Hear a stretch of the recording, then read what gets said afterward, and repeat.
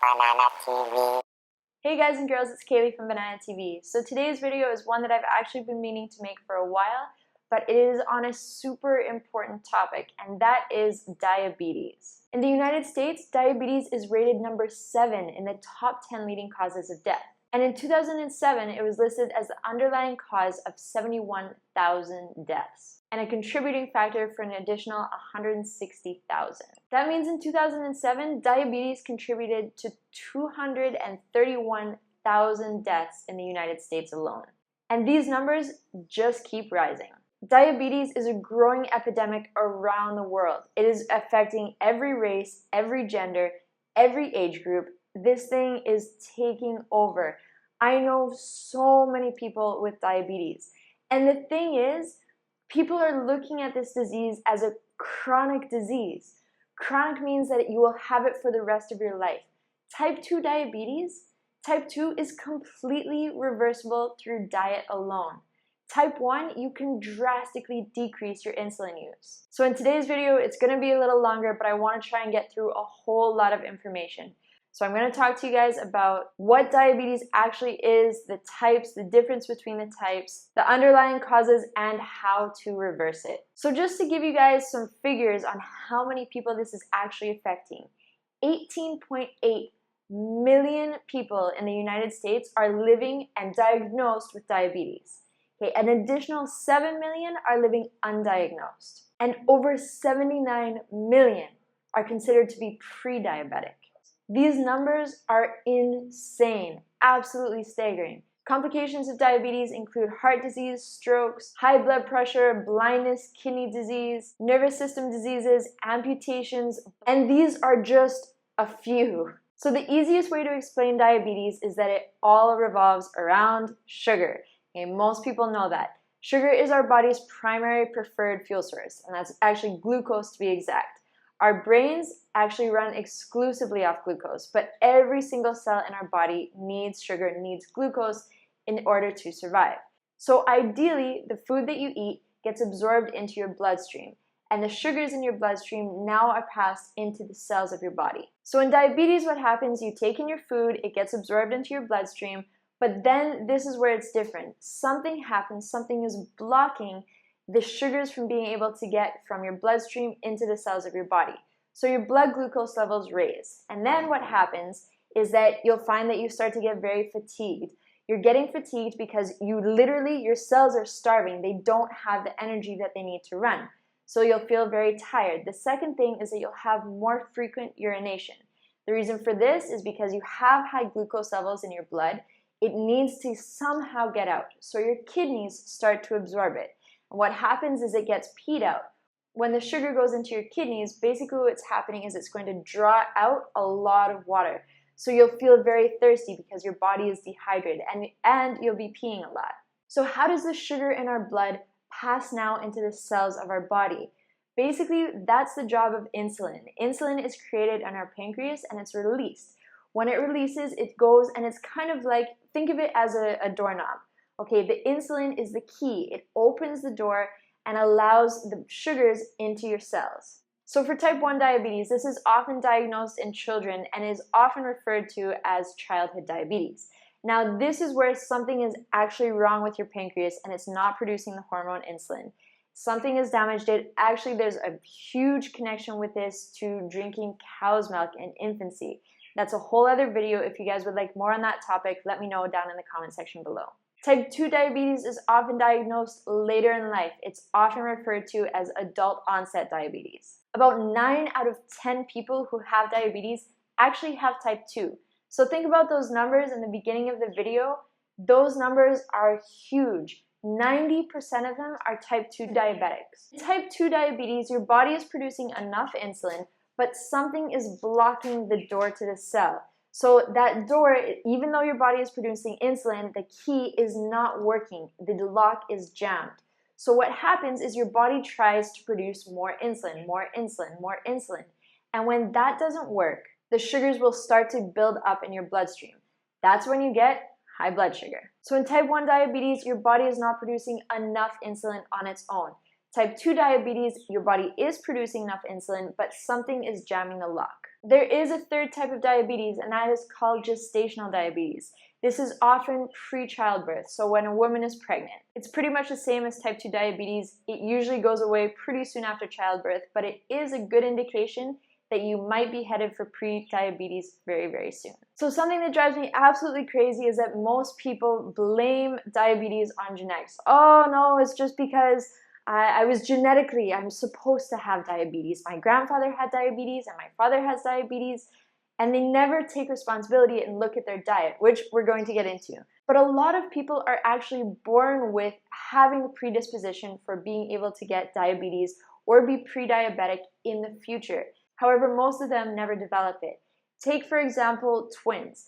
Two identical twins. So these are people with the same genes. If one twin has type 1 diabetes, the second twin actually only has a 40% chance of developing type 1 diabetes. So genetics does not play a huge role. It is more to do with diet. So the typical solution here, you go to your doctor does all these tests and comes back and he says, okay, you're diabetic, you have type 2 diabetes.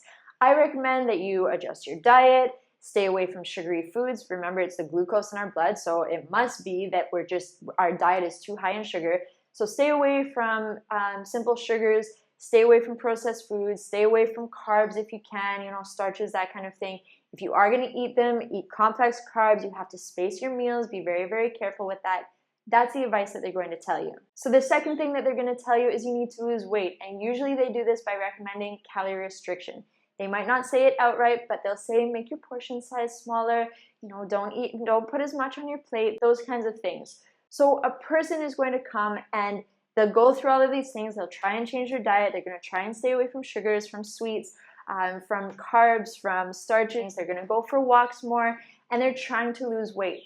But doing it this way, weight loss is going to be very minor. Usually it doesn't happen. So the patient comes back to the doctor and says, doctor, I've been trying to lose weight, it's not working, I still have diabetes, what can I do? Now the doctor is going to say, okay, your last option is now to go on medication. You're going to be on medication for life, and that's it. We're going to try and control this disease, this chronic disease, with medications. So now that the doctor is recommending medications, most diabetes patients also have high blood pressure, high cholesterol, so they're not just going to be on one medication, they'll be on several.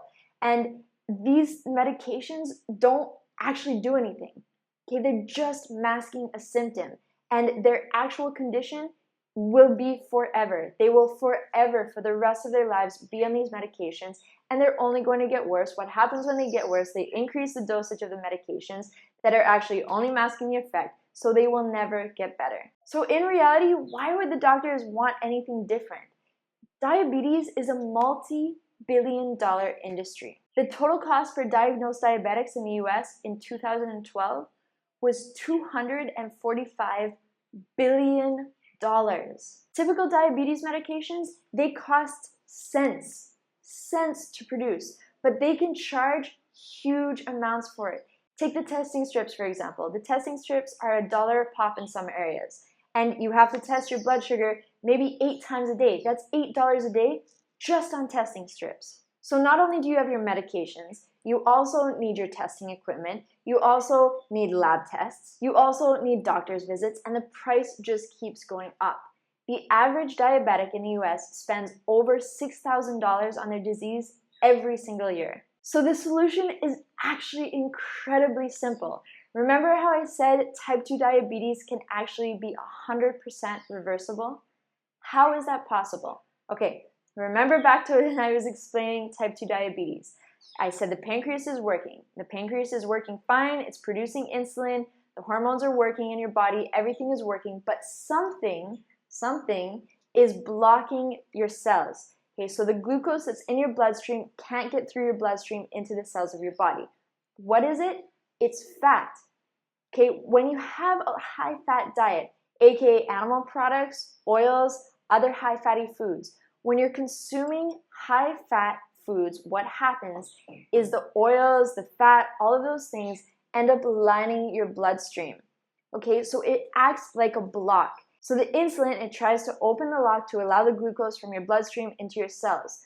but the fat is coating it. It's like bubble gum in a lock, and it doesn't allow the insulin to work. When you take the animal products out, when you take the dietary fat out, what happens?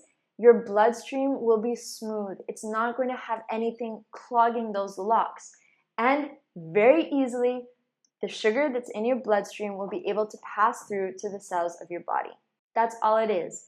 It's very, very, very simple. Take the animal products and take the fat out of your diet. Type 2 diabetes is 100% reversible through diet alone. Type 1 diabetes is usually not reversible, but you can definitely decrease the amount of insulin that you need to use. By taking the fat out, you don't need to be injecting as much insulin into your body. So the medications will definitely go down. The best recommendation I can possibly give for more information on this topic is this book, Dr. Neal Barnard's program for reversing diabetes by Dr. Neal Barnard. This book is a very easy read. Anyone can read it. It's not hard. The concepts are very easily put together, and it has a ton of information. So if you guys are either diabetic yourselves, or you have someone in your family or one of your friends, coworkers, anybody, please recommend this video and this book to them. Last thing I want to cover is that a lot of type 1 diabetics will say, yeah, but I still can't have a lot of simple sugars or say fruits. Okay, this is absolutely not true. Go into Google, go into YouTube actually, and just type in fruit-based living or plant-based, 100% raw, anything like that, and type 1 diabetes. Okay, there's going to be a lot of links in there of type 1 diabetics who are living proof. One is a guy named Robbie Barbero, I think. This guy has been living with type 1 diabetes on a fully raw plant-based diet. Okay, it is absolutely possible.